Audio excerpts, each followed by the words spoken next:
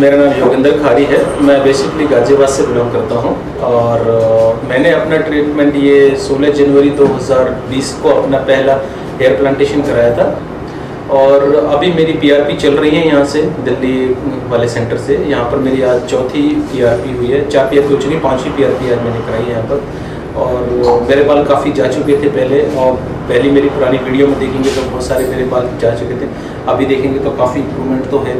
देखते हैं 1 साल के अंदर और कितना इम्प्रूवमेंट होगा। अच्छे से आएंगे तो और अच्छा लगेगा। बहुत बहुत शुक्रिया।